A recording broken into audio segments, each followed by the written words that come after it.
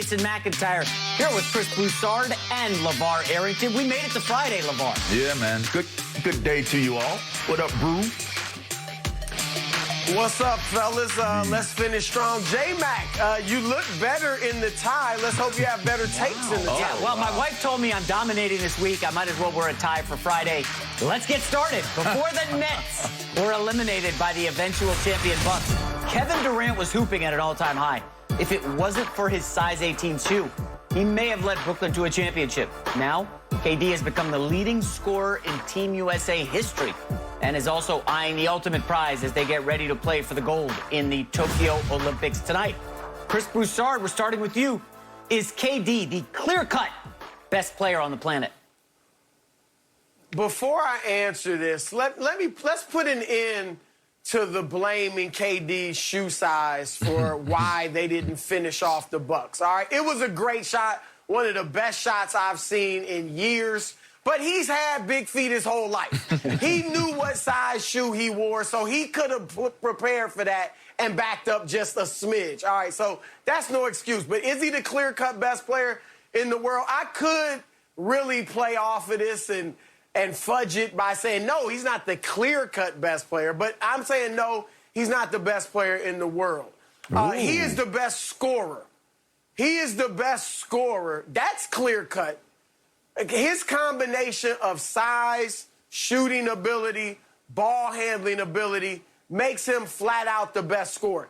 If I need buckets in a game, second quarter, third quarter, fourth quarter, there's nobody on the planet I would rather have than Kevin Durant if I need buckets. All right. And then when I go back historically, you know, outside of the big guys, a Wilt, a Kareem, I mean, I'm only really putting Michael Jordan ahead of KD if I absolutely need buckets. All right, so this dude is one of the greatest scorers we've ever seen. He's flat out unstoppable. People might not believe me, but years before he joined Golden State, I was saying he's a 7-foot version of Steph Curry.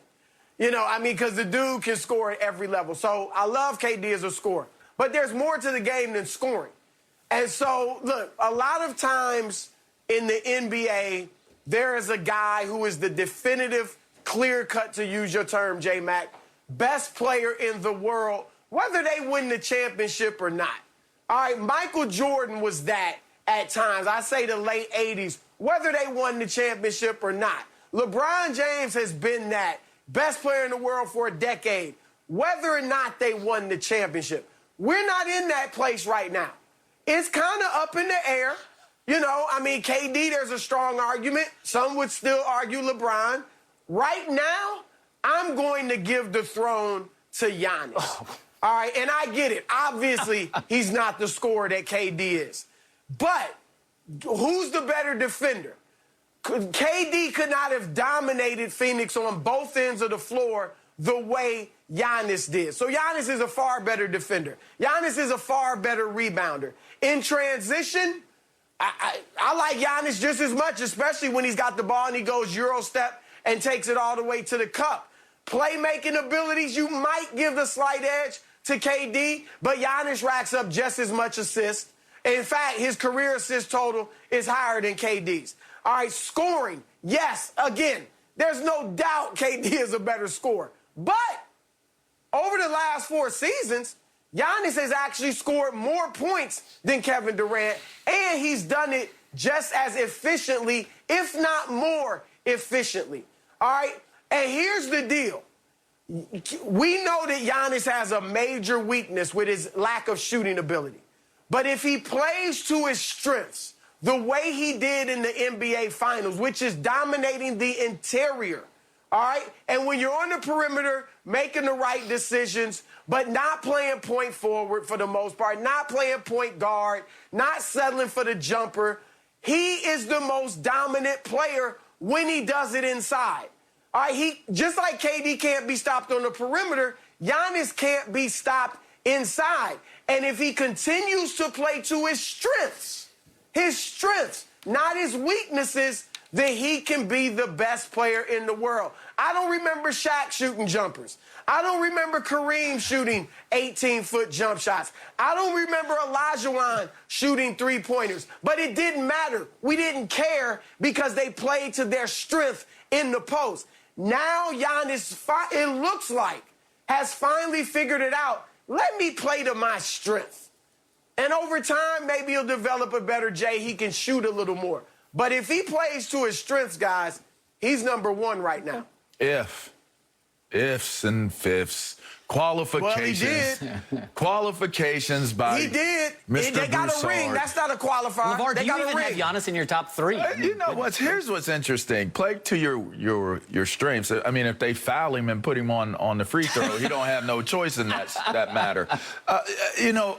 Well, he hit 17 of 19. One game. So I'm just saying. One game. It's great. It's One great biggest of you. game of his life. It's great of you to look at Giannis. Listen, Giannis did something that KD didn't do, which was win with his own team. I will say that. And you didn't put that in your discussion report. Okay, I understand that. We got time. But you know what's interesting about your discussion point is you use the same logic to take away why KD isn't the best player on the planet and actually justified it and qualified it for Giannis. That's crazy to me, but that's good because when you're talented, well, I'm lost in your philosophy. I'm going to find you. Don't worry about that. Or it might fly over your head. I don't know, but I'm going to take my shot. Here it is. To say that KD is just a scorer, I think is really, really undervaluing the brilliance that he is as a player. Yes, he isn't the greatest of defensive players. I understand that. He might not even be the best passer in terms of getting the stats for assists and different things like that. I understand that. But KD as a competitor, which you cannot measure or weigh, I don't see there being very many other than LeBron James. You know, there's a few guys. Russell Westbrook, you know, mentality in terms of competitive. But there aren't very many guys that you can look at with the ferocity of competitive nature that KD has. Now, I had an opportunity to get to know KD personally, being a D.C. dude. He used to come around my restaurant all the time, and we used to talk and we used to hang out. And one of the things that I really, really appreciated about him was his willingness to discuss what he really ultimately wanted to be, the greatness of what he wanted to be, the way he approaches what he wants to be. The dude is a workhorse. So to me, when I look at KD and I say, yes, he is the greatest basketball player on the planet right now, with LeBron being a second, even as old as he is, I look at it from the simple fact that can KD stand up to any situation that comes his way? And I would say more boxes get checked off with KD being able to handle what comes his way in a basketball game than Giannis. And for that fact, I look at KD and I say to myself, he can shoot. He can shoot from anywhere on the court. The NBA is a much evolved game. You don't have to be some great big man like you guys have said. I've listened to you guys. You don't have to have a big man's mentality in today's NBA. In fact, in order to be able to keep up in today's NBA, you have to be able to do what best? Shoot. That's what you guys said. That's the words really? That's the guys words. Those are the words you guys said. I said the Lakers would be the best team in the West. You guys said they don't have enough three-point shooting, and you can't compete in today's NBA if you don't have shooters and three-point shooters. And the reason why the Brooklyn Nets are the best is because all three of them can create space and score and shoot from anywhere on the floor. That's what you guys said. I'm not putting anything in your mouths. That's what you guys said. So if I'm looking at the logic of what you guys have used and I look at my personal understanding of what greatness looks like on the basketball court or in the field or arena of competition, I'm looking at KD as the best natural basketball player, the best skilled player as it applies to being able to do what you need to do best, which is win games by scoring. That's what I would say. I like that a lot. I like KD's take here from LeVar a lot more than Chris's Giannis. I don't have Giannis in my top three. I think what you guys are missing is the definition of best. Like, how do you define best? Is it the best scorer?